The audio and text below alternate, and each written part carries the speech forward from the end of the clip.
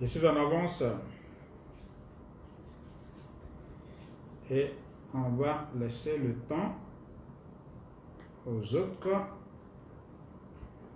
de nous rejoindre. Voilà, bienvenue à ceux qui sont en train de nous rejoindre. Je reconnais que je suis en avance, mais bon, pour moi c'est la meilleure façon de pouvoir commencer à temps. Voilà. Je vous salue.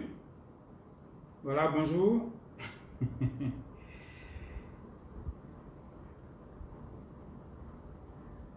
Aujourd'hui, on va voir donc de la planification stratégique à la planification opérationnelle. Et c'est vrai que c'est pour 16 heures temps universel, mais bon, je suis en avance. Donc, bien entendu, on va... Ah, bonjour, Dribli, monsieur le directeur. Bonjour, Caleb. Bonjour, Diakaridja Koulibaly.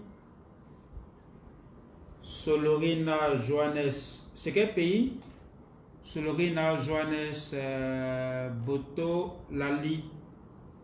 C'est quel pays? Boto Lali. Voilà, bienvenue à chacun de vous et à chacune. Nous sommes tous en avance, c'est bien, bravo. Ah, Madagascar, ok. Et salue tous nos frères de Madagascar. Bazo Koulibaly, Jacob Dribéwé, monsieur le directeur. Togo, super. Ah, j'ai mon fils, mon garçon qui est connecté. Aniel, t'as pas écouté aujourd'hui? Marius Kwayane, Blandine, RDC, Ivan Honoré, Joe Boyo, bonjour. À Madagascar, ils sont là, les Comores, Tidjane.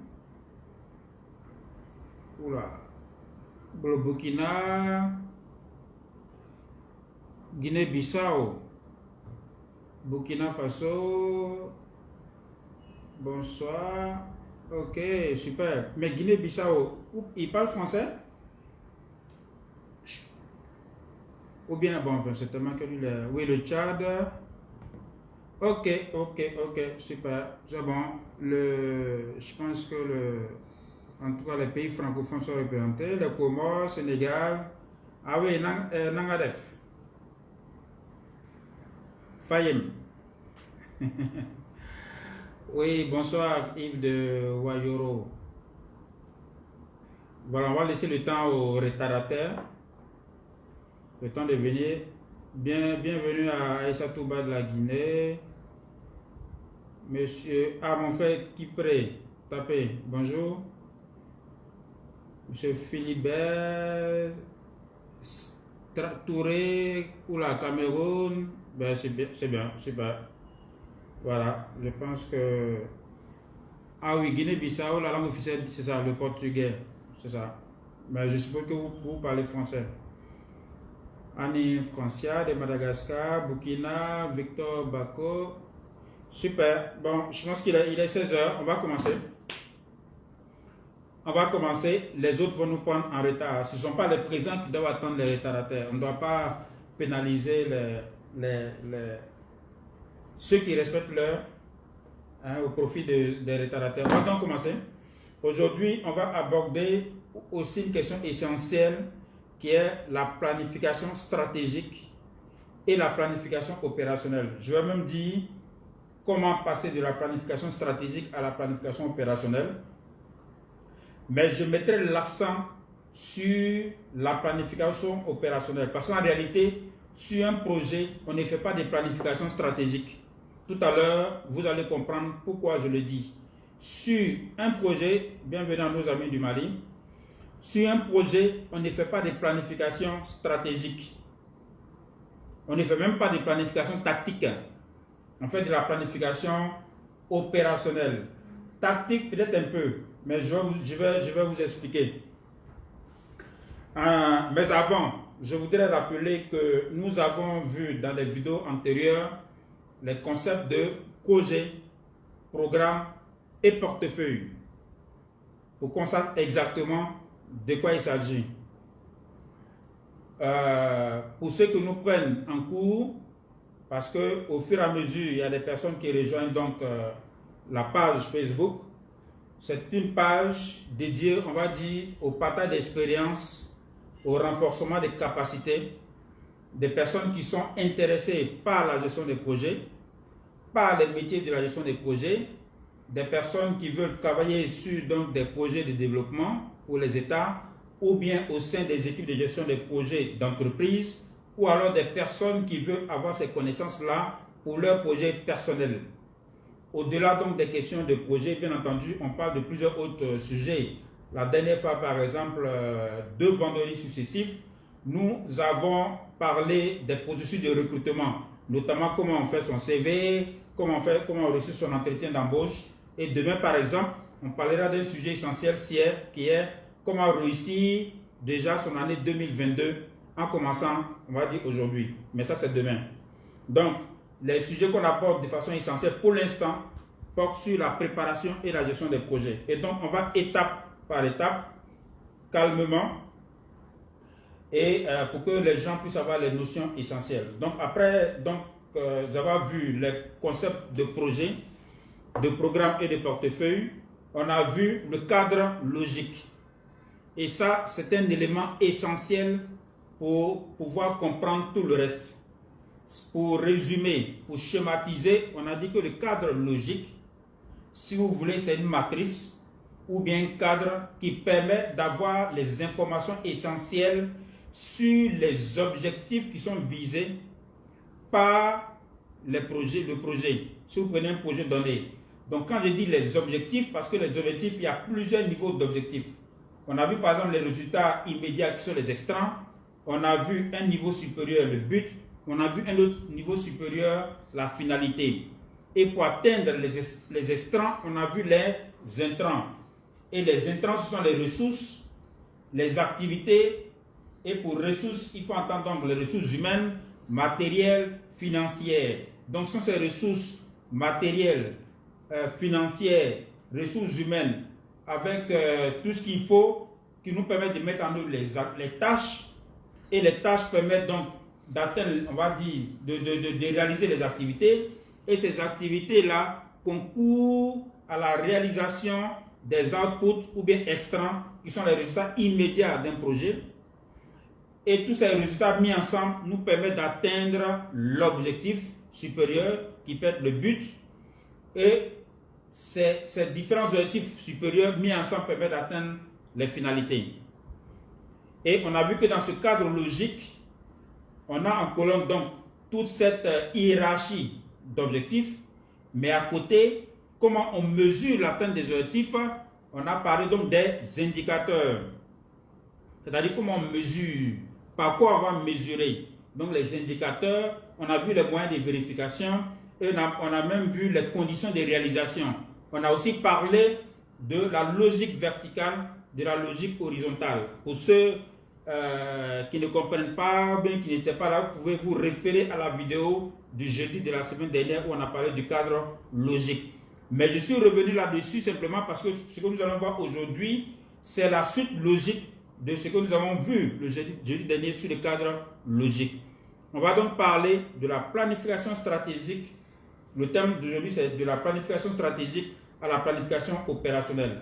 N'hésitez pas à poser vos questions en commentaire. Lorsque je vais finir, comme d'habitude, je vais répondre à toutes les questions. Donc, de la planification stratégique à la planification opérationnelle.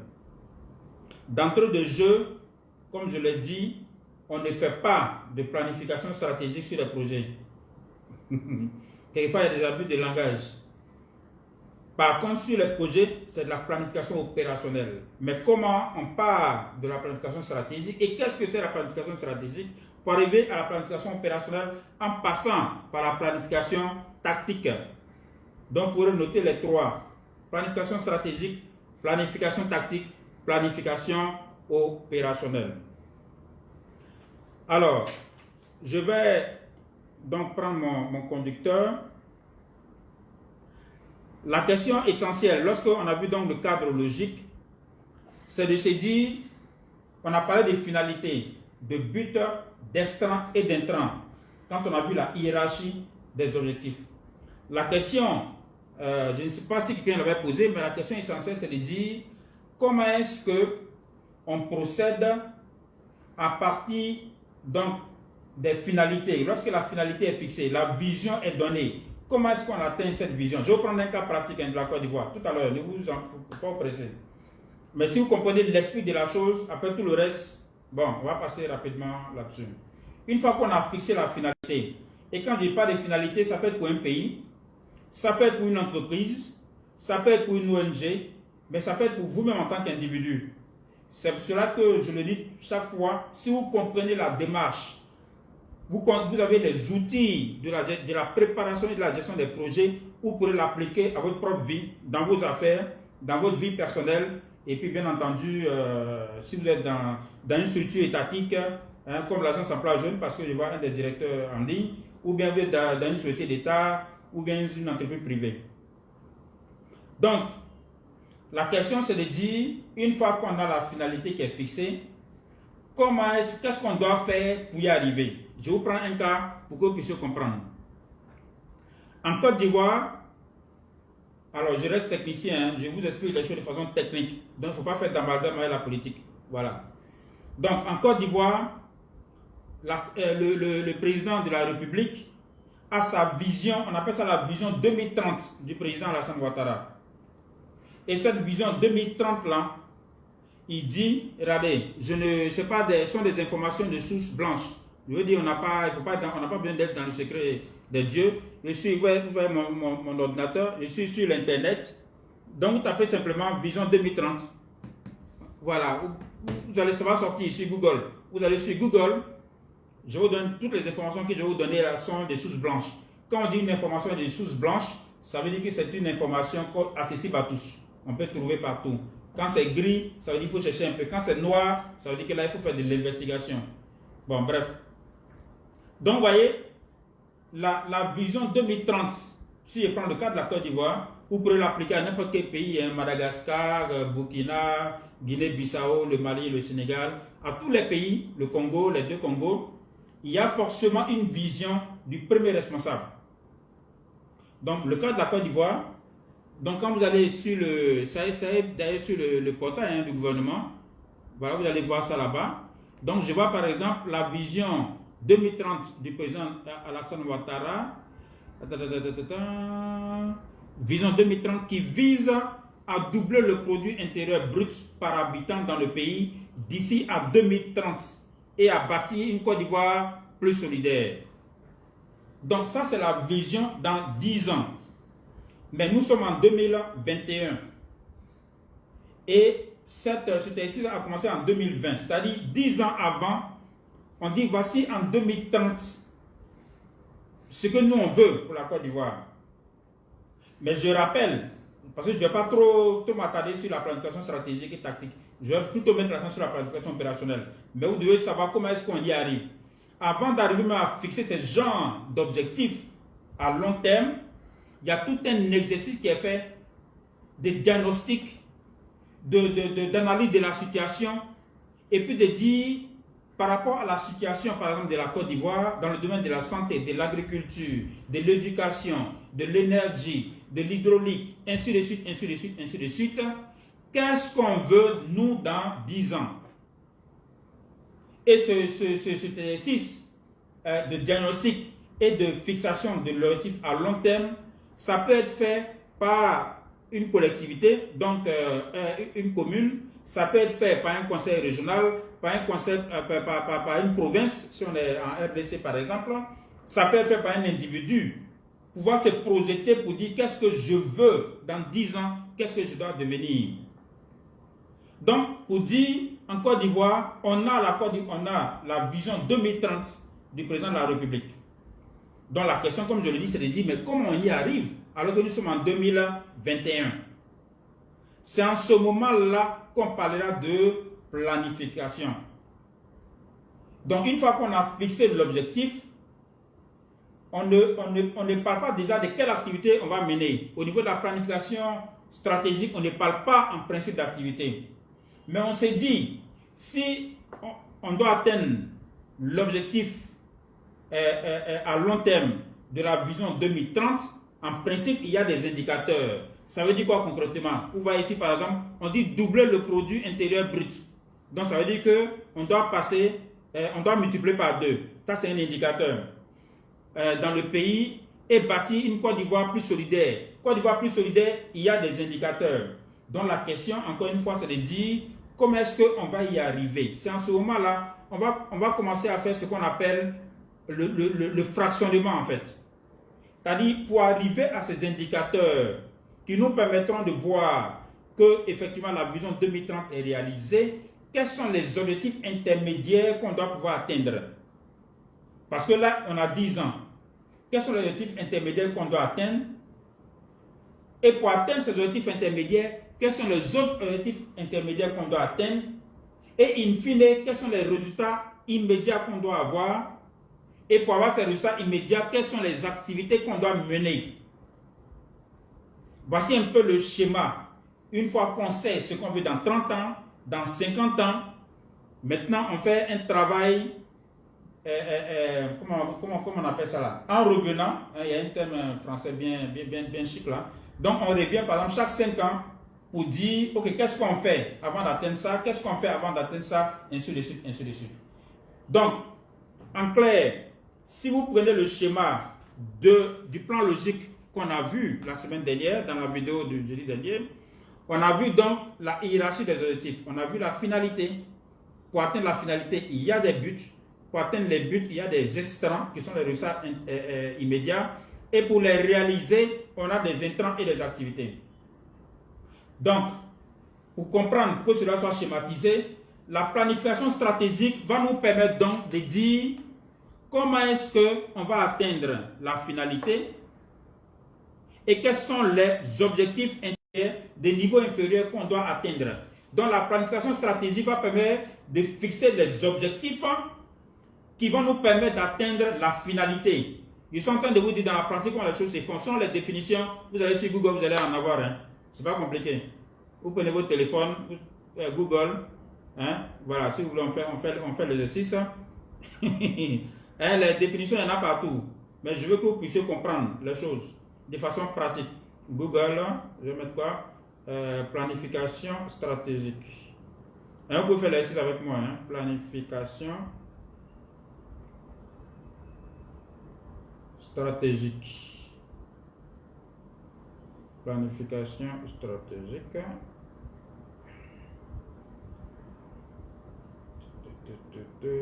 Définition. Voilà, je vais prendre peut-être la définition de... Bon, vous allez trouver plusieurs définitions. Hein.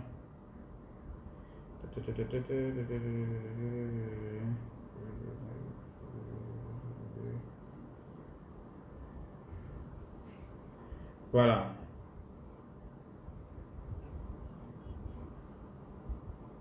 Donc, je prends quelle définition même. Il y en a tellement.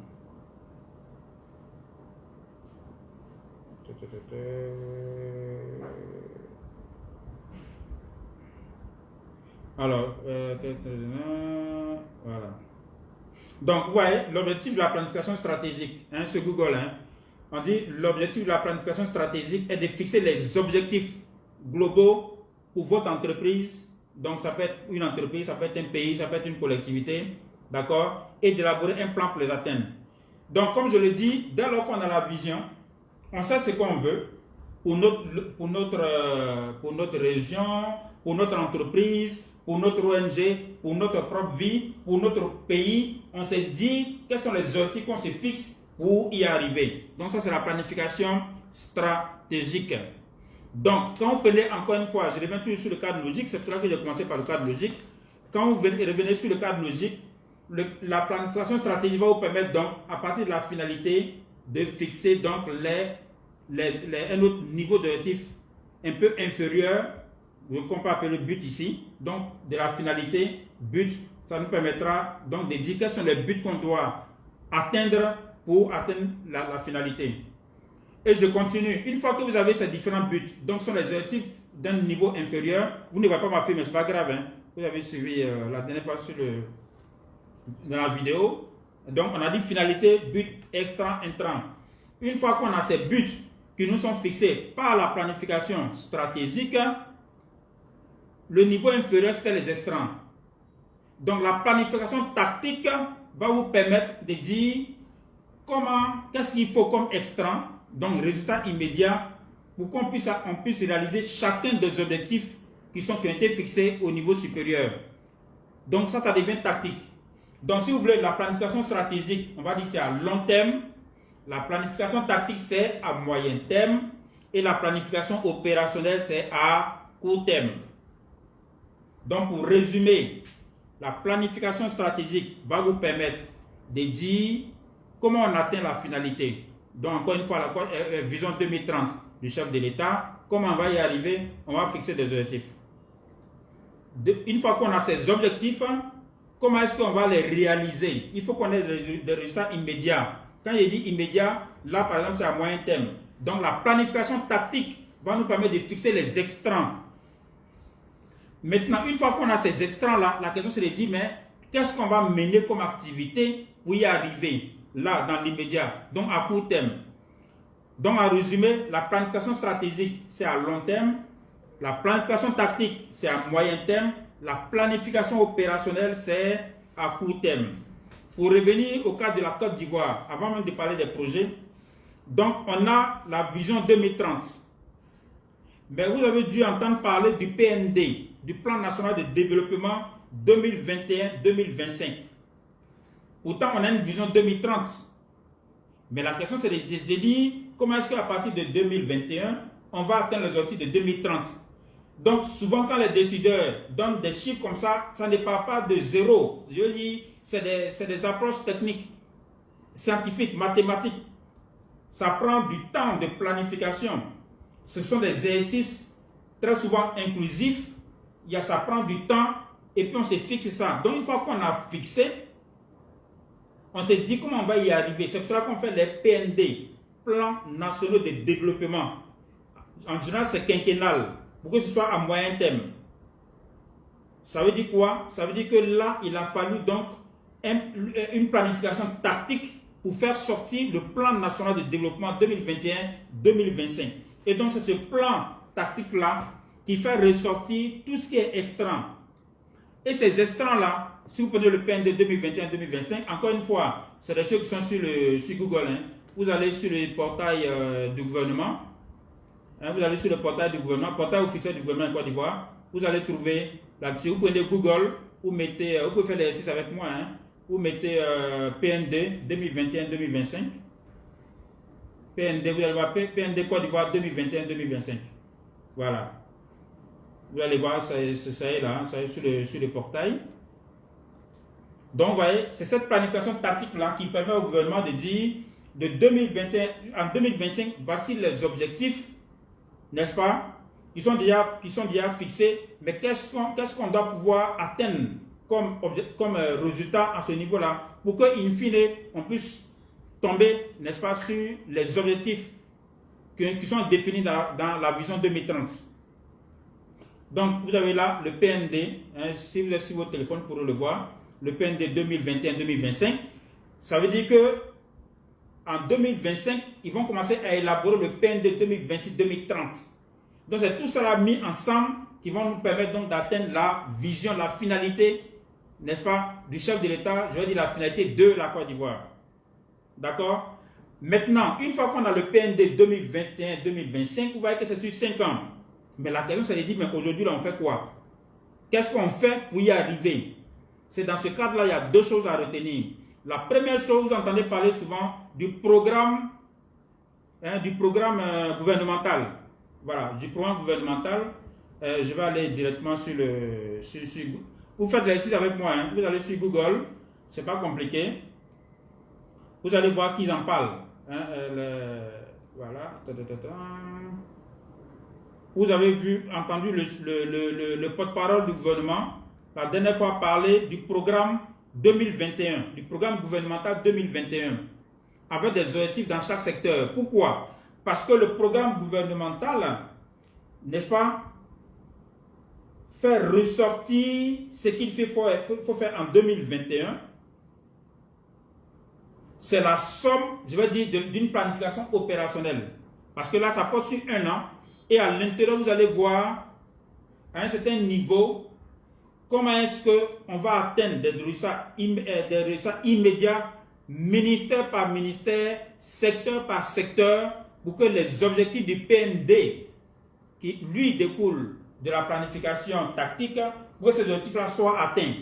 Et le PND 2021-2025, plus le PND 2026-2030, vont nous permettre d'atteindre les résultats de la vision 2030 que le chef de l'État a fixé pour la Côte d'Ivoire.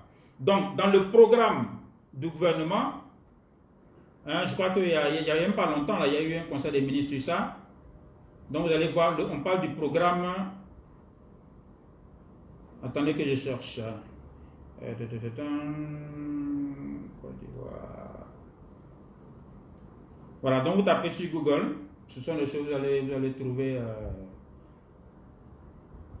Vous allez trouver ça assez facilement. Voilà. Vous voyez le. Je prends ça.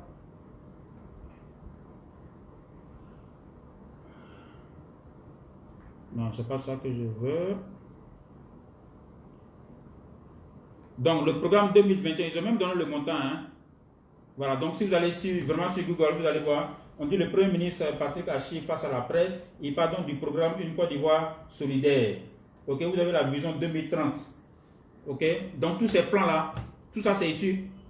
Planification stratégique, planification tactique et même le programme là, c'est issu de la planification opérationnelle. Maintenant, ça peut faire de la confusion dans l'esprit de certains. Pourquoi? Parce que la planification opérationnelle, quand on dit planification opérationnelle, ça veut dire qu'on parle déjà d'activités à mener pour atteindre les estrans. D'accord? Et donc, dans chaque ministère, c'est pour ça que dans chaque ministère, vous avez des programmes et des projets. Chaque ministère a des objectifs qui sont fixés dans le cadre du PND. Si vous prenez la santé, l'éducation, ressources halieutiques, n'importe quel ministère énergie, il y a des objectifs que le ministère ne se fixe pas de lui-même, mais cela lui est imposé au niveau du PND, du Plan national de développement. Donc, une fois qu'on a ces objectifs-là, donc vous allez voir qu'il y a des regroupements sous forme de programmes, et à l'intérieur des programmes, on a des projets. Souvenez-vous qu'on a vu un peu la différence entre projet et programme. On a des projets, et à l'intérieur donc de ces programmes, ces projets-là doivent permettre de dire quelles sont les activités à mener pour qu'on puisse atteindre donc les estrans qui sont définis à chaque ministère. Donc, en principe, chaque ministère a maintenant son programme de développement sur les 5 ans, subdivisé année par année, et on sait exactement quels sont les projets à mettre en œuvre, et ces projets sont regroupés dans quel programme, sous quel programme. Donc, c'est à ce niveau-là maintenant qu'on commence à parler maintenant des projets. Et les projets, pourquoi on parle de planification opérationnelle? Parce que c'est quand vous êtes sur le projet, vous voyez les objectifs, les estrans qui sont fixés là. Ce n'est pas vous qui décidez des estrans. Ça est déjà dans le programme du gouvernement. Donc, du ministère pour lequel vous allez travailler. Si votre projet est dans, je vais prendre quoi? Dans la lutte, dans l'autonomisation des femmes, si votre projet est dans l'autonomisation des femmes, il y a des estrans qui sont déjà fixés là-bas. Et en principe, si vous avez un financement, même si vous n'avez pas un financement bailleur, que c'est un financement de l'État, en principe, il y a un document projet qui vous permet de pouvoir retrouver les éléments essentiels du cadre logique. Et c'est là-bas que vous allez voir les estrans. Et vous, votre travail, maintenant, en tant que spécialiste de la gestion des projets, comme vous êtes sur un projet, c'est de pouvoir faire votre planification opérationnelle pour aboutir à quoi? Pour dire qu'est-ce qu'on doit faire comme activité, qu'est-ce qu'on doit mobiliser comme ressources pour atteindre les estrans qui sont fixés. Donc, comme je l'ai dit, ces estrans-là sont dans les programmes de chaque ministère. Et vous pouvez les retrouver dans le programme, c'est pas du programme 2021 du gouvernement. Et quand on dit le gouvernement, c'est l'ensemble des ministères. Donc, tous les estrans sont fixés là-bas. Et vous allez voir en principe, en annexe, par exemple, du PND, vous avez la liste des différents projets, que ce soit en PPP et même les projets qui ont besoin de financement extérieur. Donc, est-ce que ça c'est un peu clair dans votre esprit? Je sais que c'est rapide, mais c'est pour ça que j'ai pris le cas précis de la Côte d'Ivoire. On a en 2030 une vision claire pour la Côte d'Ivoire. Comment y arriver? On fait une planification stratégique. D'accord? C'est ce exercice stratégique-là qui a permis d'ailleurs de définir l'objectif de 2030 en fonction, n'est-ce pas, des problèmes rencontrés par la Côte d'Ivoire, en fonction des rêves de la Côte d'Ivoire, en fonction de ce que les Ivoiriens veulent faire de leur pays. Comme je l'ai dit, c'est valable pour tous les autres pays. Mais une fois qu'on a ça, comment y arriver? On se fixe donc des objectifs de niveau inférieur qui, mis ensemble, permettent d'atteindre donc cette finalité. Une fois qu'on a ces objectifs-là, on se dit, mais qu'est-ce qu'il nous faut comme extra, comme objectif de niveau inférieur? C'est à ce niveau-là qu'on fait maintenant la planification tactique qui nous permet d'avoir des plans de développement, plans nationaux de développement. Et comme ces plans sont sur 5 ans, chaque année, il faut faire, n'est-ce pas, un plan annuel. Et donc, on fait de la planification opérationnelle au niveau des ministères, mais là-bas encore, on ne rentre pas dans les... En principe, on ne rentre pas dans les tâches. Les ministères, c'est programme avec des objectifs, les projets avec leurs objectifs. Maintenant, c'est programme par programme, projet par projet, qu'on va jusqu'au niveau des activités. Sinon, si quelqu'un vous dit, voici mon plan stratégique, et puis il y a activité dedans, il se trompe. Hein, il se trompe. Alors, quelqu'un me demande le dernier PND. Le dernier PND, ça est sur le net. Hein, le dernier PND 2021-2025, ça est sur le net. Hein, ce sont des données de sources blanches. Voilà, vous pouvez télécharger, effectivement, ça est sur le net. Donc, si ça c'est clair dans votre esprit, je vais mettre l'accent surtout sur comment on fait la planification opérationnelle quand on est projet ou bien quand on est programme, comment on fait la planification opérationnelle. Mais s'il y a des questions sur la partie que je viens de présenter, je vais répondre à 2 ou 3 questions et puis on va continuer parce qu'il est clair, il est bon que cela soit clair. Mais à la limite, ce sur quoi vous devez mettre l'accent, c'est la planification opérationnelle quand on parle des projets. Parce que vous n'allez pas intervenir au niveau de la planification stratégique. On peut vous associer, mais on va vous rendre responsable de faire la planification. Ça, c'est au niveau vraiment supérieur. D'accord? La planification, même la planification tactique pour les PND, ce n'est pas vous en tant que gestionnaire des projets. Mais par contre, où on vous attend, c'est la planification opérationnelle. Donc, c'est de la planification opérationnelle, là, justement, qu'on fait ressortir les plans annuels, ce que les gens appellent les PAA, plans annuels d'activité, ou bien plans de travail annuel budgétisé. D'accord? Voilà, si je ne vois pas de questions, je vais continuer et puis on va donc, ou alors si j'estimez qu'il peut continuer, je continue et puis on va répondre aux questions après. C'est bon?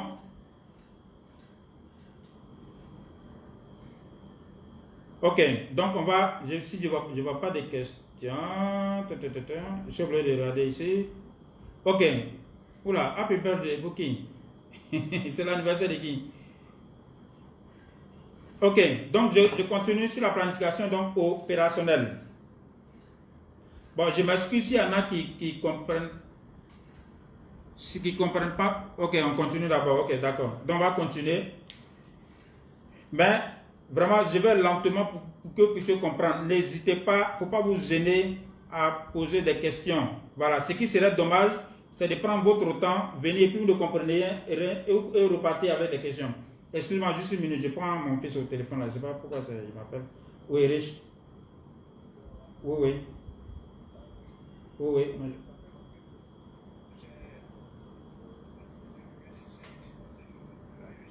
Oui. Bah, attends, je te rappelle là, je suis en direct, je suis une formation, je te rappelle. Excusez-moi, comme c'était mon fils, je ne savais pas trop s'il y avait une urgence. Donc, voilà. La planification opérationnelle, c'est ce qui donc ressort, permet, comme Marius Kouadiane le dit, les PAB, plans d'activité annuel budgétisé. Il y en a qui disent plan d'activité annuel, PAA, comme vous êtes sur le portefeuille CDD, comme vous êtes sur le portefeuille Banque mondiale, vous allez entendre parler de PTAB, plan de travail annuel budgétisé.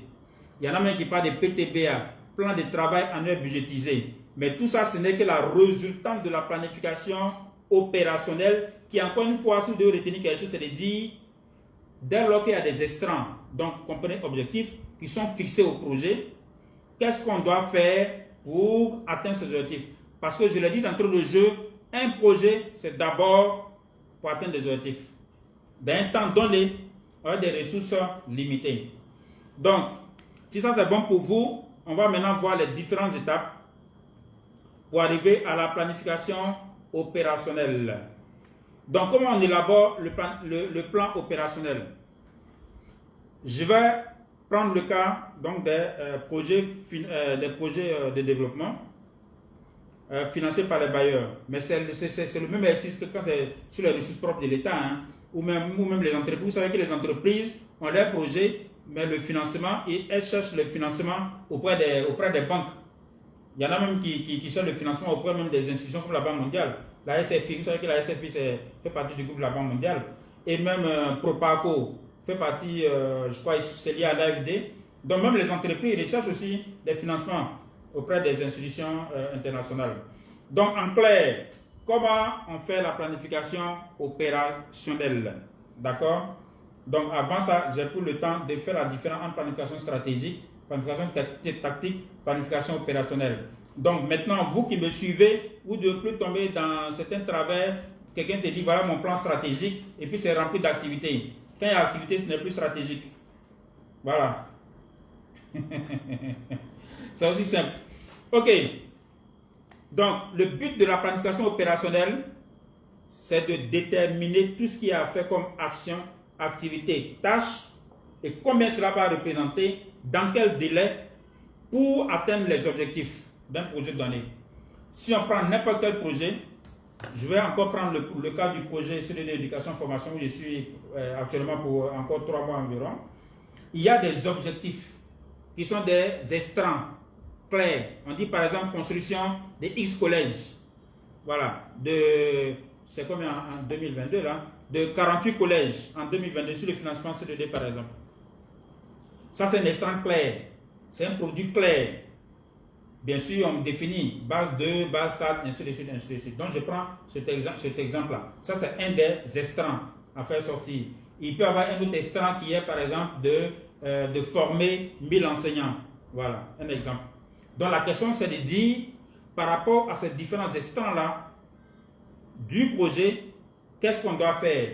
Donc, ce que je donne toujours comme conseil, quand vous arrivez sur un projet, quel que soit le poste que vous allez occuper, il faut toujours chercher à savoir où se trouve le PAD. Le PAD, c'est le document de préparation du projet. C'est sa transcription en anglais là, qui fait PAD en fait. Project Appraisal Document. C'est ce document de préparation du projet. Pourquoi? Parce que c'est ce document-là qui est produit quand on a fini l'évaluation en T du projet.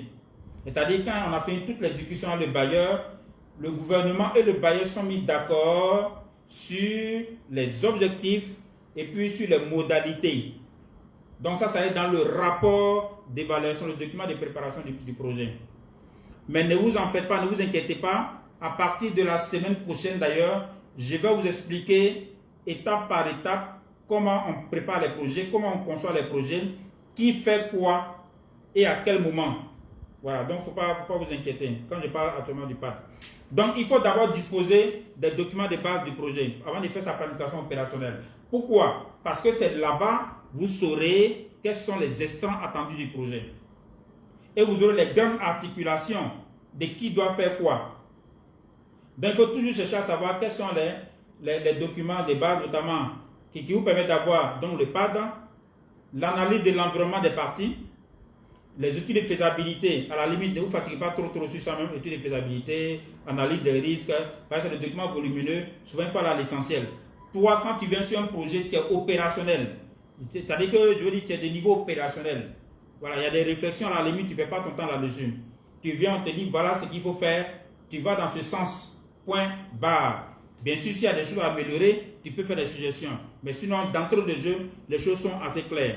Donc, les documents de base, d'accord? Et quelquefois, comme je le dis, ces documents-là, vous allez les trouver annexés à l'accord de don ou bien à l'accord de prêt.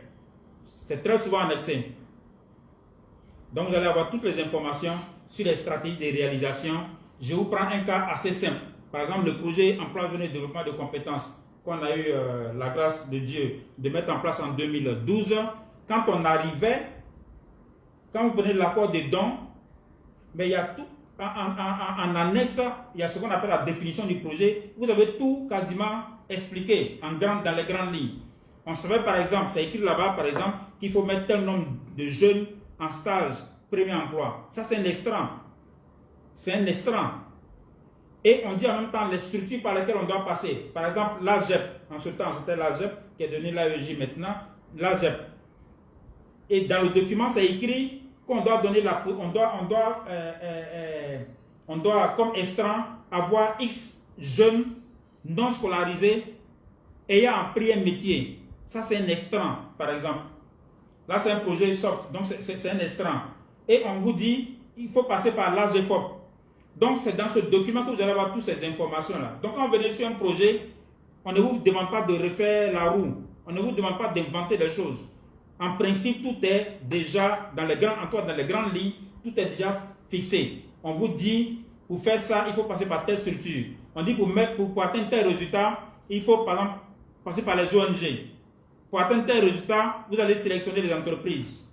Donc, toi, en tant que spécialiste en gestion des projets, quand tu arrives, c'est de dire comment est-ce que j'atteins, n'est-ce pas, ces extrants-là, en respectant la ligne qui a été tracée. C'est en ce moment que tu as fait donc ta planification opérationnelle.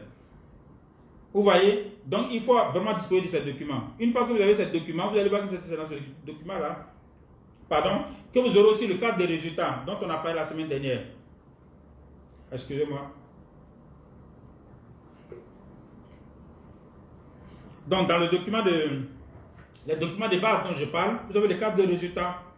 Et comme on a vu la dernière fois, le cadre des résultats, vous avez toute la hiérarchie des objectifs. Vous savez exactement pourquoi le projet a été conçu. Vous savez pourquoi le gouvernement a demandé même les ressources du bailleur. Et vous savez exactement quels sont les résultats qu'on doit atteindre. Donc, en plus même du cadre de résultats, vous avez le plan général de passation des marchés. Donc, vous avez les grands blocs des marchés que vous allez passer. Donc, du coup, dès lors que vous avez... Oui, tout à l'heure, je parlais du cadre logique. Le cadre logique, mais en plus du cadre logique, vous avez le cadre effectivement de résultats. Dans le cadre de résultats, vous avez les indicateurs. Donc, en réalité, vous avez les éléments essentiels. Mais si vous venez sur un projet comme coordonnateur, spécial passation des marchés, suivi évaluation, à la limite, passation des marchés, même passation des marchés, ils ont au moins besoin de savoir le plan général de passation des marchés.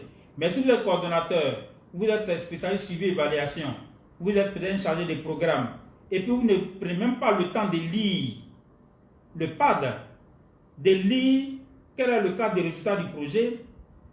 Mais comment vous allez travailler en fait? Je ne sais pas comment vous faites. Ça relève de la magie en fait. Parce que là tu viens travailler, mais tu ne sais pas pourquoi tu es en train de travailler. Tu viens tous les matins, mais non. Il y a toute une démarche. Donc c'est pour ça que je mets vraiment l'accent là-dessus. Parce que c'est à partir de ces documents-là que vous saurez ce qu'on attend de vous. Et une fois que vous savez ce que on attend de vous, maintenant il faut créer ce qu'on appelle la SDP, c'est-à-dire la structure du projet. Donc prenez objectif par objectif et puis vous allez faire maintenant le séquencement. Vous allez subdiviser ça, les livrables. Je prends un exemple simple. Je vais prendre deux exemples. Exemple dans la construction, un exemple sur l'emploi des jeunes. Dans la construction, on me dit il me faut 48 collèges de proximité donc en 2022, avec des délais bien précis. Donc 48 collèges. Ça veut dire, en principe, on va me dire dans quelle localité. Si on ne m'a pas dit, ça veut dire que je dois pouvoir définir, je dois pouvoir, avec les autorités, décider du lieu de ces collèges. Construire des collèges. C'est en ce moment on te dit, mais comment j'ai fait pour construire des collèges? Ah, il me faut déjà élaborer des plans.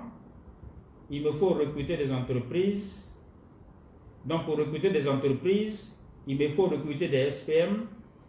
Pour avoir des SPM, il me faut un PPM, un plan de passation des marchés, ainsi de suite, ainsi de suite, ainsi de suite. Vous voyez, c'est maintenant qu'ils sont en train de me dire, mais qu'est-ce que je dois faire comme activité pour atteindre l'objectif? Donc, une fois que je définis ces différents éléments, ça, vous allez voir tout à l'heure, c'est après ça, maintenant, je vais dire, mais qui va faire ça et à quel moment et combien ça va coûter?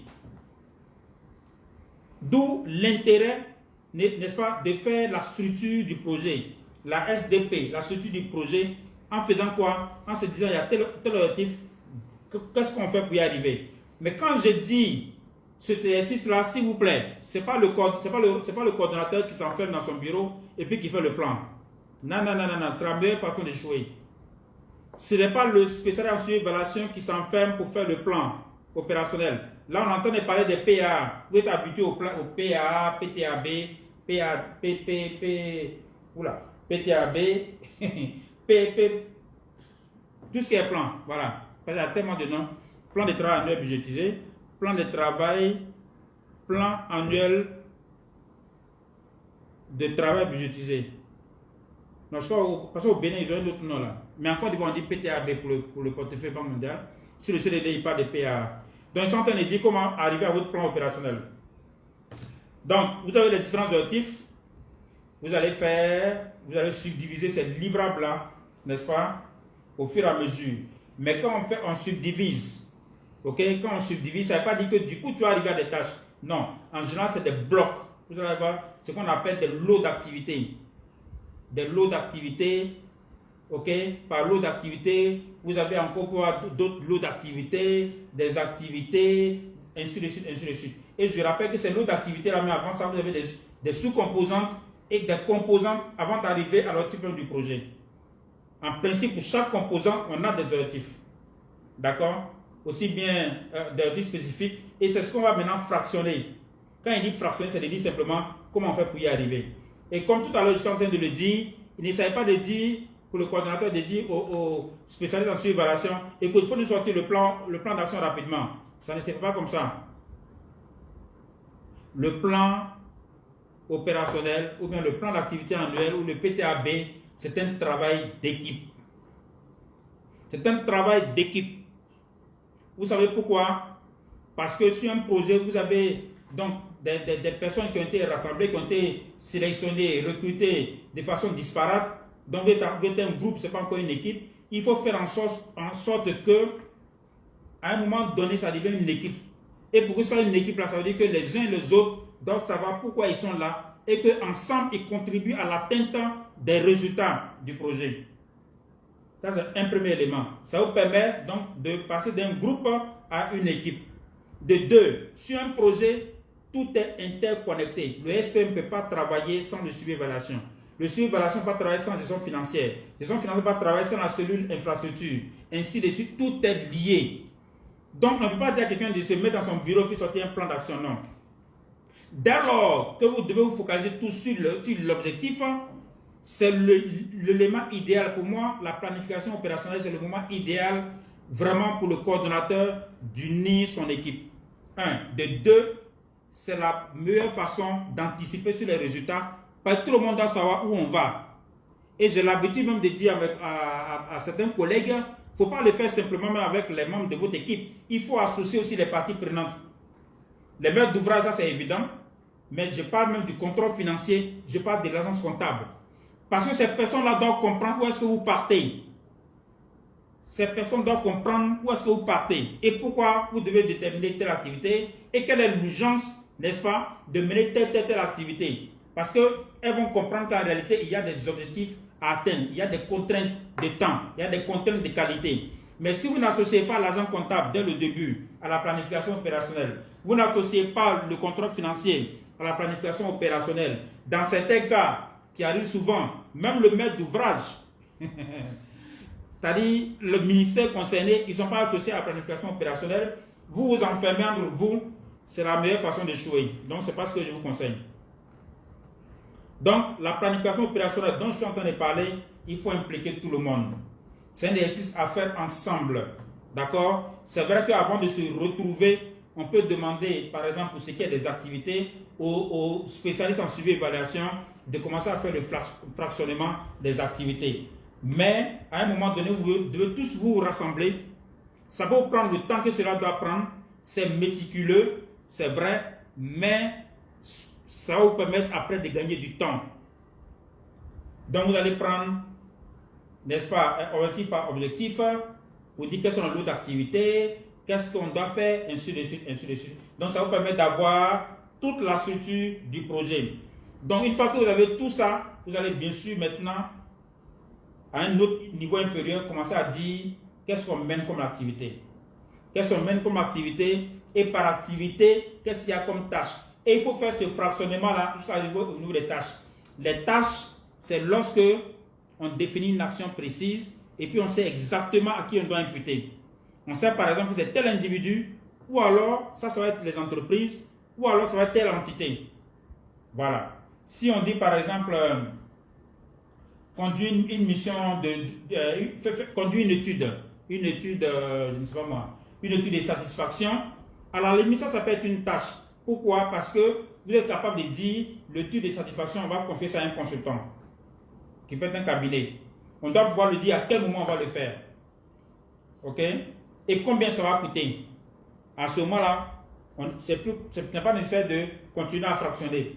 Mais tant que vous n'arrivez pas au niveau du fractionnement, où on peut dire précisément à qui on doit confier l'activité, à quel moment on doit faire l'activité, vous devez continuer à fractionner. Voilà. Donc, vous voyez, on est en train de passer du gros morceau, on a découpé le gros caillou pour faire des petits cailloux, et c'est tout cela mis ensemble qui doit permettre d'atteindre donc l'objectif. Donc, vous voyez, c'est un effet, c'est un travail itératif. Donc, vous commencez par l'objectif, vous fractionnez jusqu'au niveau des tâches, mais chaque fois, vous se dites, est-ce que quand je mets ensemble ces tâches-là, ça me permet effectivement d'atteindre telle activité, de réaliser telle activité. Je vous donne un exemple simple. On dit qu'on doit former donc 1000 enseignants. Mais pour former les enseignants, d'abord, on doit savoir comment on va sélectionner ces enseignants-là. On doit savoir dans quoi on va les former, qui va les former, quand on va les former, où on va les former. Vous voyez, ce sont ces questions-là qui vont vous amener à dire, voici telle activité à faire, telle autre activité à faire, telle autre activité à faire, jusqu'à ce qu'on arrive, comme je l'ai dit, au niveau des tâches, où on sait exactement, par exemple, que c'est la secrétaire qui doit faire les réservations, par exemple, d'hôtel, de chambre à l'hôtel président. Ok? Est-ce que ça a un coût? Bon, pour appeler, à la limite, on peut ne pas mettre, puisque ça fait partie des frais de fonctionnement. Donc, on sait qui va faire la tâche, combien ça va coûter, et on doit pouvoir dire à quel moment on le fait. Donc, on fait ce fractionnement comme ça. D'accord? Donc, j'ai pris tout à l'heure un exemple dans le domaine de la construction, mais j'ai pris aussi un exemple tout à l'heure dans le cas de l'emploi de jeunes. Donc, vous-même, vous savez les projets sur lesquels vous êtes, ou alors si vous arrivez un jour sur un projet, voici comment il faut fractionner. C'est la même chose quand vous êtes dans une entreprise. C'est la même chose pour votre propre vie. Est-ce qu'aujourd'hui, vous êtes capable de vous projeter pour dire, dans 10 ans, voilà ce que je veux devenir. Voilà l'objectif de ma vie pour 10 ans, dans 10 ans. J'ai toujours l'habitude de dire, il ne faut pas être comme un bois mort sur un fleuve, sur un cours d'eau. C'est-à-dire, si aujourd'hui, il y a du vent, l'eau va de gauche à droite, ta vie aussi va de gauche à droite. Si demain matin, ça va d'est en ouest, ou alors du nord au sud, ta vie aussi va du nord au sud. Non. Tu es différent d'un bois, un bois mort. Tu es un homme fait à la ressemblance de Dieu, et Dieu t'a donné le pouvoir sur ta vie de décider, d'abord de te projeter. Ça ne veut pas dire que ça va se faire à 100% comme ça, mais au moins tu vas atteindre, tu peux être proche de l'objectif, et quelquefois tu peux même atteindre l'objectif. Donc il faut se fixer un objectif de vie. Une fois que tu as fixé un objectif de vie dans 10 ans, tu te dis, ok, dans 5 ans, qu'est-ce que je dois atteindre comme objectif pour pouvoir atteindre mon objectif dans 10 ans, et pour atteindre les objectifs dans 5 ans, qu'est-ce que je dois atteindre dans 3 ans, et avant les 3 ans, qu'est-ce que je dois faire cette année, qu'est-ce que je dois faire l'année prochaine. Je prends toujours un exemple pour rigoler. Je dis, c'est dans ce cadre-là, tu peux dire, ok, il faut que je fasse telle formation, il faut que je fasse tel diplôme, ou bien il faut que j'aille travailler ici. Bon, il faut que je postule pour tant. Mais on ne fait pas les choses comme ça, simplement parce que ça s'est présenté, et puis bon, on y va. Non. Donc, vous voyez, c'est la même chose. Ce que je suis en train de dire pour les projets, c'est la même chose pour votre propre vie. Donc, j'étais en train de donner les différentes étapes de la planification opérationnelle. J'ai dit, il faut avoir les documents de base qui vous permettent d'avoir le cadre logique, le cadre des résultats, le plan général des personnes et marchés, et même les grandes stratégies de réalisation. En 2, on a dit qu'il faut créer la SDP, c'est-à-dire la structure du projet, en subdivisant les livrables, d'accord, en grands blocs. On prend les grands blocs, on divise encore, vous avez les lots d'activité, activité. Alors attention, n'allez pas prendre le plan opération d'une structure et puis dire je cherche le lot d'activité dont M. Bamba a parlé. Parce que souvent, ce n'est pas écrit comme ça, lot d'activité. Vous n'allez pas voir, c'est écrit lot d'activité. Moi, je vous donne ce qui est vrai. Mais ce n'est pas dans tous les projets, vous allez voir ça, lot d'activité. Non. OK? Il y a des projets, même le plan d'action, vous ne voyez même pas d'objectif. C'est activité seulement.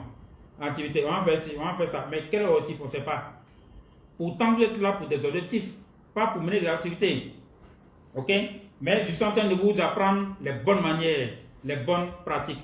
Donc, on subdivise les activités en tâches. Une fois qu'on l'a fait, sensiblement maintenant, on va estimer les durées des activités.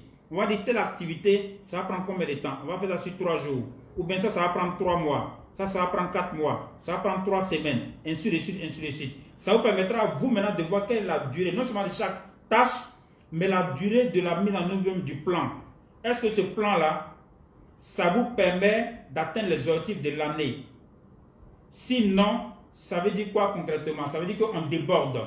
Donc, si on déborde, ça veut dire qu'il y a des choses qu'il faut faire de façon concomitante. Il faut le faire de façon concomitante. Il y a des activités, il y a des tâches qu'il faut mettre. C'est-à-dire, on n'est pas obligé d'attendre qu'une tâche finisse avant de commencer l'autre. Ça veut dire qu'on doit le faire parallèlement si on veut réduire la durée. Donc, vous voyez que, comme je le disais tout à l'heure, tout cet exercice-là, vous devez le faire avec les membres de votre équipe. Ça permet à tout le monde de savoir quels sont les objectifs à atteindre, mais surtout de savoir pourquoi on doit faire telle activité, pourquoi on doit faire ceci, pourquoi on doit faire cela, et à quel moment. Et mieux, ça permet à chaque membre de l'équipe de savoir qu'il est important. Parce que vous allez voir qu'on va affecter maintenant les tâches à chacun. Chacun va se rendre compte, mais si je ne fais pas ma part, mais on va jamais atteindre les objectifs du projet. Voilà. Chacun va se rendre compte qu'il est un maillon essentiel. S'il ne fait pas sa part, surtout dans le temps, parce qu'un projet, ce n'est pas une administration classique où on est là, bon, on a le temps, les ressources sont atteintes ou pas, on est payé chaque fin du mois. Ce n'est pas ça, c'est un projet. Un projet, c'est des résultats dans un délai. Et je vous l'ai dit depuis quelques semaines, si tu atteins les résultats hors délai, ce n'est plus le résultat. Voilà, en toi, tu n'es pas performant. Donc, c'est d'atteindre les résultats dans le délai. Donc, en faisant cet exercice ensemble, j'insiste vraiment là-dessus, en faisant l'exercice ensemble, chacun comprendra où on va, ce qu'on doit faire, et comprendra que s'il ne fait pas sa part, il met toute l'équipe en danger. Il met les résultats du projet en danger. D'où l'intérêt de faire cet exercice ensemble. Donc, très souvent, je reviens là-dessus pour pouvoir attirer votre attention, parce qu'il y a beaucoup de coordonnateurs qui confient ça au spécial suivi évaluation. Bon, il faut nous sortir le plan de travail rapidement là. Et puis quand ça ne sort pas, on lui dit, ah mais celui qui n'a pas fait le travail, on n'a pas encore le plan. Non. Mais si tu fais ça, les gens de la passation des marchés ne sauront même pas quelle est l'urgence même de passer les marchés. Pourquoi? Parce que si dans le plan d'activité, on dit on doit acheter 10 000 tables bancs pour la rentrée 2022, ok? On va dire à la passation des marchés, on doit acheter des tables bancs, 10 000 tables bancs pour la rentrée 2022. Ils ont entendu, ils vont mettre ça dans le PPM. Mais leur esprit n'a pas capté l'urgence, n'a pas capté la contrainte majeure. Mais la contrainte majeure, il faut que les enfants puissent rentrer, puissent effectuer la rentrée. Pourquoi? Parce que c'est un objectif, c'est un engagement que le gouvernement a pris. Mais tout si vous voulez cet état d'esprit-là, c'est quand vous mettez les gens ensemble pour faire la planification opérationnelle. Parce qu'ils sauront qu'il y a des objectifs qui sont fixés par le gouvernement, n'est-ce pas, dans le programme du gouvernement, n'est-ce pas, qui a été élaboré selon l'étape que j'ai expliquée tout à l'heure. Donc, c'est assez important.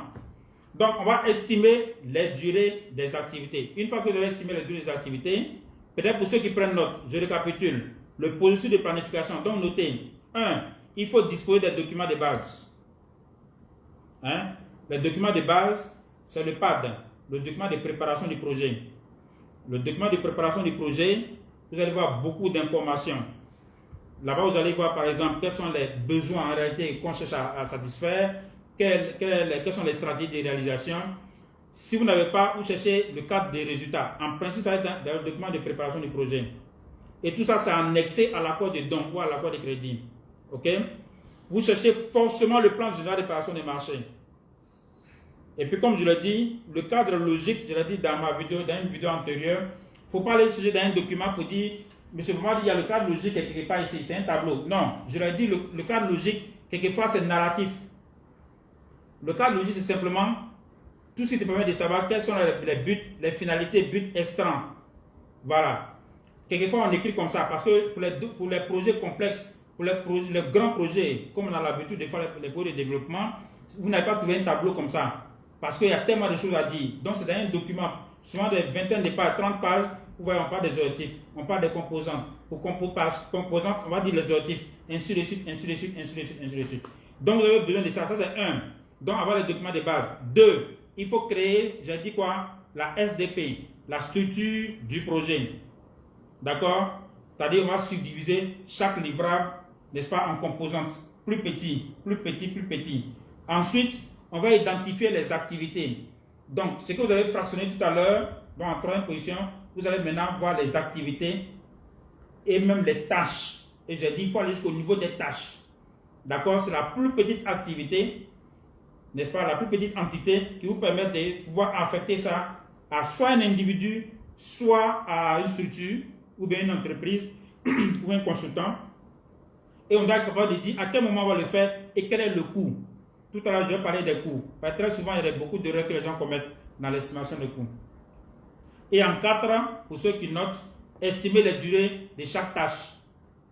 Donc, quand on a les durées de chaque tâche, tout ça mis ensemble, ça permet bien sûr de savoir quelle est la durée de l'activité. Et tout ça mis ensemble, ça permet de savoir quelle est la durée du lot d'activité. Et tout ça mis ensemble, ça permet de savoir quelle est la durée totale de la sous-composante. Et tout ça mis ensemble, la durée de la composante. Ainsi de suite, ainsi de suite. Et bien sûr, la durée du projet. Donc, vous voyez, ça vous permet de savoir est-ce que si on met les activités telles que programmées, est-ce qu'on va atteindre même les résultats même de l'année? Est-ce que ça ne va pas agir sur les résultats finaux même du projet? Donc, ça, c'est 4e position. En 5e position, ordonnancement des activités. Donc, il y a des symboles comme ça que vous entendez dans la littérature. Moi-même, quand je me formais aussi pour la gestion des projets, j'ai lu plein de trucs, je me suis formé. Donc, c'est des mots, on voit ordonnancement des activités. Hein? Donc, ça paraît très, très beau. Mais simplement, c'est de dire comment on va agencer les activités. Voilà. Qu'est-ce qui vient avant quoi? Est-ce qu'il y a des dépendances? Est-ce que je dois mener telle activité avant de mener telle autre activité? Est-ce que je peux les faire parallèlement? D'accord? Parce que la décision de les faire l'une après l'autre ou bien de les faire parallèlement va agir forcément sur la durée du projet. D'accord? Sur le calendrier de mise en œuvre. Donc, 5, ordonnancement des activités. En 6e position, il faut identifier les ressources qui sont nécessaires à chaque tâche. Quand on dit ressources, c'est quoi? C'est ressources humaines, ok? Ressources matérielles, ok? Et puis ça, des ressources immatérielles. Ce qu'ils appellent ressources immatérielles, si on a besoin d'informations, on a besoin de... C'est ça, ok?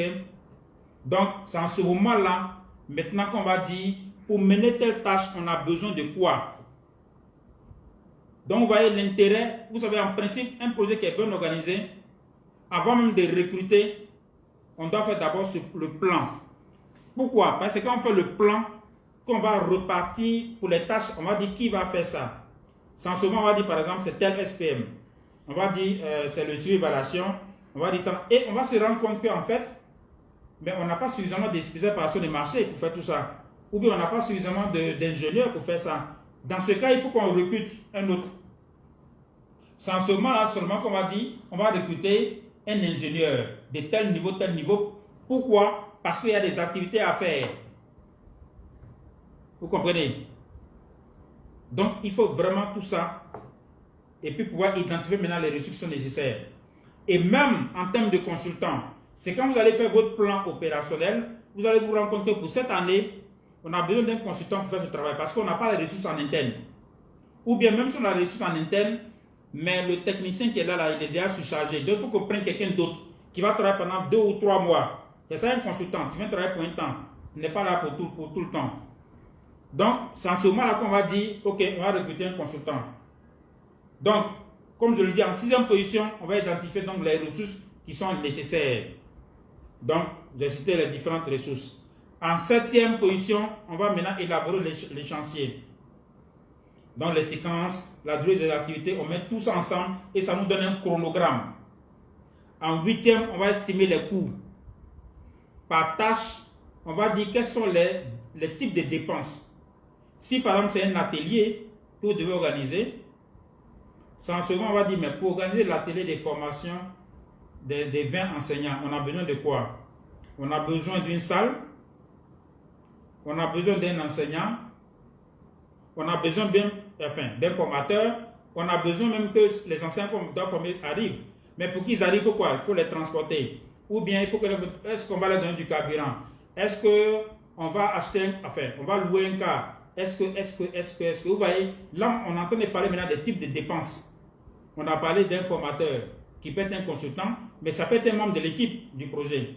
On a parlé de location des salles, n'est-ce pas? Même pour la salle, on doit pouvoir dire c'est combien de jours.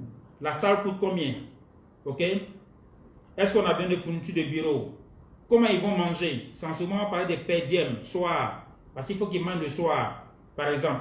Est-ce qu'ils vont venir de plusieurs localités? Est-ce qu'on doit leur donner des per diem transport qu'ils puissent se déplacer? Ou alors on va acheter du carburant pour eux? À midi, comment ils vont manger? Vous voyez là, on ne parle plus de tâches, on parle des différents types de dépenses. Et donc, pour une tâche donnée, il peut y avoir plusieurs types de dépenses. Sans ce moment-là, dépense par dépense, comme je le dis, on va estimer les coûts. Pour dire, la salle, par exemple, on va la louer pendant combien de temps? Combien ça coûte par jour? Combien de fois on va occuper la salle? Et puis, finalement, ça donne combien comme coût total? Ça veut dire, par type de dépenses, par tâche, il faut d'abord lister les types de dépenses. Et par type de dépenses, il faut faire l'estimation de coût en disant quelle est la quantité, quel est le coût unitaire, quelle est la fréquence, d'accord? Et puis, ça donne maintenant le coût total. C'est quand vous allez finir tout ça que vous pourrez parler maintenant de budgétisation. Pourquoi? Essentiellement, vous pouvez parler de PTAB, des plans de travail annuels budgétisés. Pourquoi? Parce que vous avez les activités. Avant les activités, vous avez les tâches et pendant les objectifs. Par objectif, on dit voici la liste des activités qu'il nous faut pour atteindre l'objectif. De façon exhaustive. Parce que s'il y a une activité importante qui doit être menée pour atteindre l'objectif et que vous l'avez oublié, ça veut dire que vous n'allez pas atteindre l'objectif. Donc, de façon exhaustive, on doit avoir la liste des activités. Par activité, quelles sont les tâches? Par tâche, quels sont les types de dépenses? Par type de dépenses, quels sont les coûts? Ainsi de suite. Et ça vous permet d'avoir maintenant ce qu'on appelle le budget par activité. C'est en ce moment que vous pouvez parler de plan de travail annuel budgétisé. Donc, dans ce plan de travail annuel budgétisé, on sait ce qu'il y a à faire, qui doit le faire, à quel moment et combien ça va coûter. C'est en ce moment qu'on parle de plan de travail annuel budgétisé ou bien des plans d'activité budgétisés ou plans d'activité annuel budgétisés. Ok? Donc, c'est quand on met tout ça dans un document, les gens vont vous appeler, il y en a qui vont appeler ça plan de gestion du projet ou bien plan d'action du projet ou alors tous les noms que je viens donc de vous donner. Donc, très schématisé, voici un peu en fait le processus de planification opérationnelle. Ici, c'est vraiment des lives. Ça ne veut pas être comme sur une formation, c'est PowerPoint et tout et tout et tout. Il y a vraiment, pour ceux qui voudront approfondir, après vous aurez l'occasion, n'est-ce pas, de pouvoir approfondir. Je vais moi-même vous dire comment vous pouvez approfondir tout ça. Mais pour l'instant, c'est de comprendre un peu l'esprit de la chose et puis mettre déjà à exécution pour ceux qui sont sur le projet ou bien pour ceux qui veulent se préparer à entrer sur le projet. Il faut comprendre tout ça. Parce que si tu es candidat, tu as l'entretien, entretien de recrutement par exemple d'un coordonnateur ou bien de suivi évaluation ou bien des personnes de marché. Moi-même, souvent, ça m'amuse à poser ce genre de questions. On te recrute, faire personne de marché et te pose ce genre de questions. Voilà, parce que personne de marché, ça ne veut pas dire forcément venir mettre les procédures. Procédures là, ça doit répondre à des objectifs. Mais si c'est même pas pourquoi le projet est là, tu ne sais pas ce qu'on fait, il y a un problème. Ok? Donc, ici, c'est pour vraiment vous communiquer ces éléments qui sont essentiels. Maintenant, pour ceux qui veulent être spécialistes, après on va parler des formations. Voilà. Très souvent, il y a des formations de 2 semaines, avec diplôme et tout ça, avec certificat. Mais pour l'instant, vraiment, je vais vous donner les éléments de base. Je voudrais aussi, en grand 2, vous dire, une fois qu'on a le plan opérationnel, non, d'abord, quels sont les extrants, je vais appeler ça comme ça, qu'est-ce qui ressort de la planification opérationnelle? Une fois que vous avez votre plan, vous avez fait votre planification opérationnelle, ça doit vous permettre de sortir 4 ou 5 choses. 1, le plan d'action dont j'ai parlé tout à l'heure, globalement. 2, le chronogramme de mise en œuvre, parce que vous avez ça dans le document, mais quelquefois c'est tellement large que sur une feuille Excel, on peut faire plusieurs éléments. Hein. Voilà. Vous avez le plan d'action avec les actions, les tâches, les responsables et tout, et tout, et tout, et tout. Et puis à côté, on peut faire un autre truc avec les chronogrammes, mais surtout le budget par activité et le budget par nature. Les comptables, ils savent comment, les comptables publics, les comptables savent comment passer du plan, du budget par activité au budget par nature de dépenses. Je ne vais pas voilà, m'attarder sur ça pour ne pas vous embrouiller. Donc, de votre planification opérationnelle, vous devez ressortir le plan d'action, le chronogramme, le budget, le plan de passation des marchés, que certains appellent le plan d'approvisionnement. Pour ceux qui sont sur le Fonds mondial, qui travaillent sur le Fonds mondial, souvent pas des plans d'approvisionnement. C'est-à-dire comment on fait les achats, plan d'achat.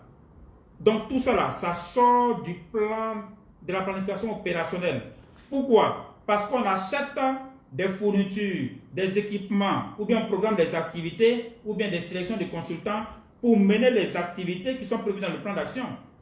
Mais on ne fait pas un PPM à gauche, et puis pendant ce temps, il y a le plan d'action à droite. Mais ça ne sépare pas, il y a un problème. Ils vont vous dire que ce n'est pas adapté. Parce que le PPM n'est rien d'autre que la planification des achats qu'on va faire pour répondre aux besoins de la mise en œuvre des activités. C'est rien d'autre. Donc, de votre planification opérationnelle, c'est là-bas qu'on saura ce qu'on doit acheter. Et à quel moment ça doit être disponible. Tu as dit tout à l'heure, on doit savoir par exemple que les tables banques doivent arriver avant la rentrée. Mais si ça ne découle pas du plan opérationnel, du plan d'action, le PPM, ils vont faire leur PPM, ils vont passer leur marché, mais ça arrive en décembre, les enfants sont déjà entrés à l'école. Donc finalement, ça ne sert à rien. On a besoin d'attendre la rentrée prochaine. Donc c'est pour ça qu'il est important de prendre vraiment du temps et de bien faire sa planification opérationnelle pour avoir son plan d'action qui va vous donner un budget cohérent, parce que le budget n'est qu'une prévision des dépenses pour satisfaire la mise en œuvre des activités. Pourquoi? Parce que ce sont les activités qui permettront d'atteindre les objectifs du projet. Et le PPM, le plan d'opération des marchés, doit aussi prendre appui, doit être en phase, doit tirer son essence du plan opérationnel. C'est là-bas, même les délais là, on doit faire en sorte, comme je l'ai dit, je prends tous les exemples de tabac. Si on dit les tabacs doivent être disponibles en juillet, arrangez-vous pour que votre plan d'opération des marchés là, les tabacs là, c'est livré. Ce n'est pas en juillet qu'il faut faire maintenant signer le contrat avec l'entreprise. Non, parce que l'entreprise a besoin de temps pour confectionner, pour transporter et pour rendre disponible, par exemple, les tables bancs. Donc, vous devez faire votre planification, n'est-ce pas, de telle sorte que les tables bancs soient disponibles. Hein, le PPM, c'est le plan d'opération de marché. Hein. Il y a quelqu'un qui me demande les acronymes. Donc, vous voyez, le PPM, donc plan d'opération de marché, doit prendre appui sur le résultat de la planification opérationnelle. Ok. Ensuite, un élément essentiel, le plan de gestion des ressources humaines. Je l'ai dit tout à l'heure, c'est quand vous allez faire votre plan de votre planification opérationnelle que vous saurez que, en fait, à tel moment, on a besoin de telles ressources humaines. Que vous saurez qu'on a besoin de recruter un consultant. Donc, le plan de recrutement, ça doit tirer son essence de la planification opérationnelle. Même le plan de formation doit tirer son essence de la planification opérationnelle. Donc, on ne fait pas le plan de formation parce qu'on veut que chacun aille goûter un peu à Dakar, chacun ait un peu de pédiat en partant à Montréal, ou bien chacun aille se promener un peu comment on appelle ça? À Yamoussoukro, par exemple. Ok?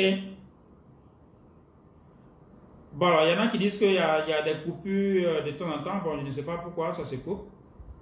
Bon, j'espère que ce n'est pas chez tout le monde. Mais bon, la vidéo sera en ligne. Sinon, en principe, bon, moi, je n'ai pas de difficulté ici. Ça me signalerait en tout cas. OK? Donc la vidéo de toute façon sera en ligne. Donc je disais que même le plan de gestion des ressources humaines, notamment le plan de recrutement, le plan de formation, tout ça, ça sera découlé de la planification opérationnelle. Figurez-vous que même le plan de communication, doit tirer son essence du plan d'action. Pourquoi? Parce qu'on communique. Sensiblement, on va dire on communique sur quelle activité, on communique sur quel résultat. Mais si vous faites un plan de communication, ah merci, il y en a qui disent que ça marche bien chez eux.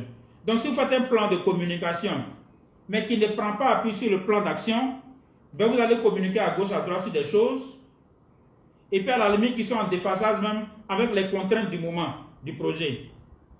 Voilà, avec les contraintes du moment du projet. Donc même le plan de communication, il faut que cela découle de la planification opérationnelle. Le plan de gestion des risques, c'est la même chose. Voilà. Donc, juste pour vous dire que la planification opérationnelle est essentielle. Et il faut se donner le temps nécessaire pour réussir à faire donc, vos plans de travail en œuvre budgétisés, vos PAA, et il faut associer tout le monde. Voilà, il faut associer tout le monde, les maîtres d'ouvrage, tout le personnel, tous ceux qui interviennent, n'est-ce pas, les directions de l'administration qui interviennent, l'agence comptable, le contrôleur financier, tout le monde doit participer à la planification opérationnelle. Et c'est de cette planification opérationnelle que vous allez tirer tous les autres plans. D'accord? Le chronogramme, évidemment, le budget, le plan d'opération des marchés, appelé PPM, le plan de gestion des ressources humaines, notamment le recrutement, le plan de formation, le plan de communication, le plan de gestion des risques. Donc, vous voyez que c'est très très important, la planification opérationnelle pour un projet. Donc, si je veux récapituler, on a vu en début donc, de cette vidéo la différence entre la planification stratégique, la planification tactique et la planification opérationnelle. Je vous ai pris le cas de la Côte d'Ivoire qui nous permet donc, à partir de la vision 2030, comment la planification stratégique nous permet d'avoir des objectifs intermédiaires. De ces objectifs intermédiaires, comment on ressort sur les extrants à travers les PND. Et maintenant, dans chaque PND, il y a le programme annuel du gouvernement. Dans ce programme annuel du gouvernement, donc vous avez le programme de chaque ministère. Et vous, en tant que projet, vous n'avez qu'à faire votre planification opérationnelle pour déterminer les activités et tâches qui vont concourir à l'atteinte, donc à la réalisation de ces extrants des différents ministères. J'ai dit que c'est le même schéma pour les entreprises, c'est le même schéma pour les ONG, c'est le même schéma pour votre propre vie, si vous devez créer vous-même vos propres entreprises. Ok? Voilà. Donc, voici ce que je voulais donc vous présenter. Voilà. Donc, si vous avez des questions, je vais répondre à des questions tout à l'heure. Je vais répondre à des questions. Maintenant, je voudrais, pour ceux qui sont pressés de savoir comment est-ce qu'on conçoit le projet, quelles sont les responsabilités des uns et des autres, ça va être le jeudi de la semaine prochaine. Bon, je ne sais pas, Gisèle, tu dis, il y a quelqu'un qui vient parler des grands marabouts là. Je vais demander à mes équipes de le bloquer carrément. Il dit, ce n'est pas une plateforme de maraboutage. Voilà, on vient dire ici comment de façon technique, concrète, on fait usage du pouvoir que Dieu nous a donné. N'est-ce pas, pour dominer la terre. On n'a pas besoin de marabouts, on n'a pas besoin de choses. Jésus-Christ, ça suffit largement. Pour les musulmans aussi, il y a beaucoup qui croient en Dieu, qui n'ont pas besoin de marabouts. Voilà. Ok, on va le bloquer, ne vous en faites pas. Alors, donc, je vais répondre à des questions.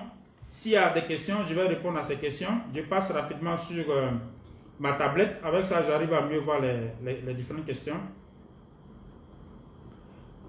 S'il y en a qui n'ont pas posé des questions, qui veulent en poser, je suis tout oui. Voilà, donnez-moi juste une minute, le temps que je passe en revue les éventuelles questions. Alors,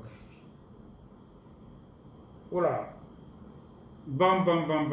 Je commence par quoi? Par les plus récents, non? Il y a environ 144. Ok, merci à vous qui me dites merci. Alors, Sibrina Touré, Draman. Ah d'accord, il a repris un peu, hein. Ok, il a été très rapide. Alors pour ceux qui n'ont pas pu prendre note, vous pouvez voir dans le commentaire, il y a Sibrina Draman Touré. Je ne sais pas de quel pays, mais il a vraiment listé les grandes étapes, hein. Je ne sais pas comment il s'est arrangé pour écrire ça si rapidement. Ok. Oui, on va bloquer, hein, celui qui vient parler des marabouts là. Ici on n'a pas besoin de marabouts.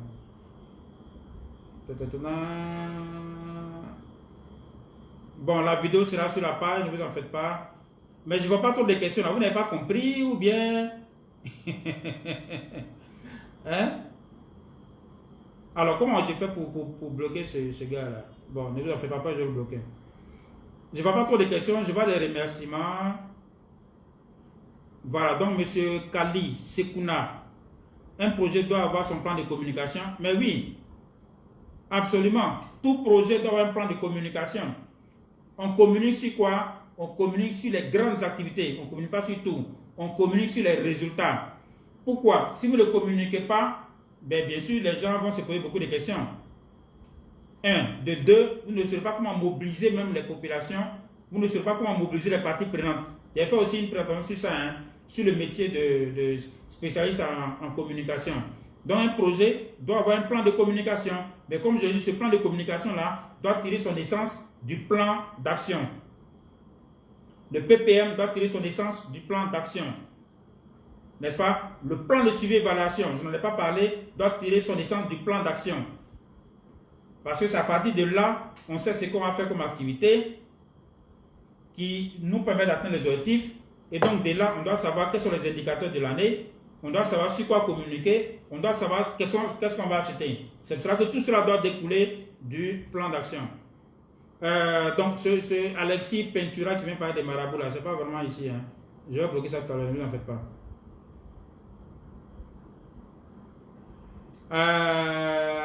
Merci pour votre information. Merci. Alors, je n'ai pas trop de questions là. Merci de nous submerger. Merci. Merci pour cette précision. L'ensemble des parties prenantes d'un projet doit être au même niveau d'information. Et ça, c'est important. Hein, c'est pour ça que je suis revenu là-dessus. Hein. Blandine Kwadjo, oui. Tout le monde doit être au même niveau d'information. Tout le monde doit être associé dès le début. Le projet, ce n'est pas une affaire du coordonnateur. Ce n'est pas une affaire du RAF seulement, du financier seulement. Non, c'est une affaire de tout le monde. Est-ce que vous savez qu'à des moments, même pendant la planification, vous êtes obligé de faire appel au chauffeur? Pourquoi? Parce que les chauffeurs, quand vous allez parler de telle mission, telle mission, ce sont les chauffeurs qui savent souvent les distances, la réalité des distances. Ils vont vous dire, par exemple, même en termes de litre d'essence, ce qu'il faut faire. Vous vous asseyez dans les voitures, vous partez à Yamoussoukro, ou bien à Korogo, ou bien si on est à Brazzaville, par exemple, de Brazzaville à Pointe-Noire, vous vous asseyez peut-être dans la voiture, mais c'est le chauffeur qui peut vous dire en réalité, on a mis un certain nombre de kilomètres, mais en réalité, quand vous arrivez à Pointe-Noire, si on passe une semaine à Pointe-Noire, voici le besoin en termes de carburant. Donc, vous dit à quel point il faut associer quasiment tout le monde. Voilà, donc c'est très très important. Et j'ai aussi expliqué pourquoi il faut associer tout le monde. Hein. Ça permettra à tout le monde de savoir où on va, pourquoi on y va et quelles sont les contraintes. J'ai même dit qu'il faut associer les contrôleurs budgétaires, contrôleurs financiers et agents comptables. Tout le monde. Ok? Bien sûr, les maîtres d'ouvrage. D'ailleurs, quand vous êtes sur une unité de coordination où il y a des maîtres d'ouvrage, il faut faire en sorte que les premiers drafts des plans d'action viennent des maîtres d'ouvrage. Parce que vous êtes une unité de gestion. Vous n'êtes pas propriétaire des ouvrages. D'accord? Ce sont les ministères qui ont leurs objectifs. Tout à l'heure, j'en ai parlé. Et donc, vous êtes là pour contribuer à la réalisation de ces objectifs-là. Donc, les plans d'action-là, de base, doivent venir des ministères. Maintenant, vous jouez un rôle de coordination pour s'assurer que, bon, ça rentre un peu dans le cadre logique, ainsi de suite, ainsi de suite, ainsi de suite. Mais on ne fait pas le plan à la place des ministères. Voilà.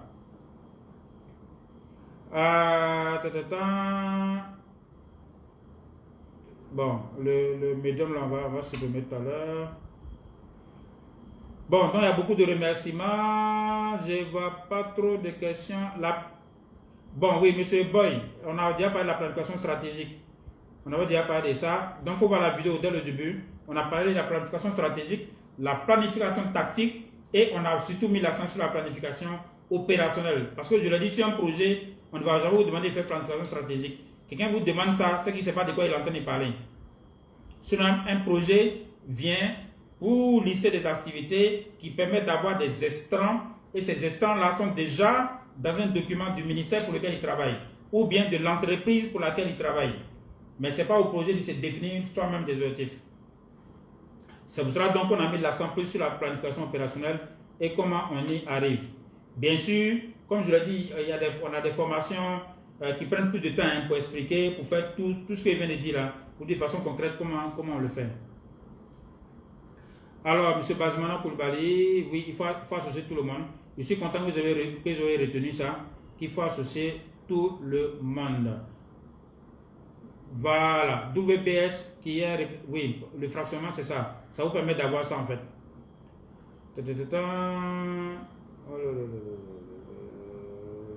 Ok, je pense que... Alors, de toute façon, si vous avez d'autres questions, après, n'hésitez pas à venir, hein, à poser les questions. Puis la semaine prochaine, avant donc d'entamer la vidéo de la semaine prochaine, je vais répondre à des questions. Parce que je vais avoir beaucoup plus de remerciements. Je n'ai pas trop de questions. Bon, les exemples qui sont donnés tout à l'heure, tout est sur le net. Hein. Vous voyez, la vision 2030, le PND, ça est sur le projet. Le programme annuel, ça est sur le projet. Sur Internet, vous tapez Google, vous allez trouver tout ça. Ok.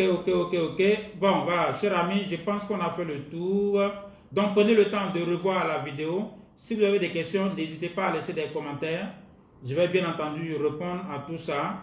Sinon, je vois beaucoup de remerciements, de salutations. Voilà. Donc, on a pris combien de temps? 1h23. On a commencé à 16h. Il est 17h23. Donc, je vous remercie pour votre attention.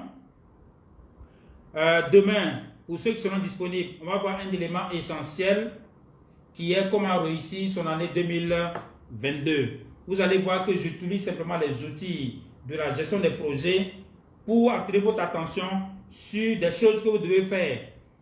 Le tout n'est pas de prier. Moi-même, je prie aussi. Le tout n'est pas de prier. Le tout n'est pas d'avoir des vœux. Le tout n'est pas de dormir et rêver. Le tout n'est pas de s'asseoir et rêver. Le tout n'est pas de s'asseoir et s'attamer et bavarder. Mais le tout, c'est de pouvoir se projeter. Comment préparer son année 2022? Demain, on va en parler à 16h. Je vous remercie et puis portez-vous bien. Que Dieu vous bénisse.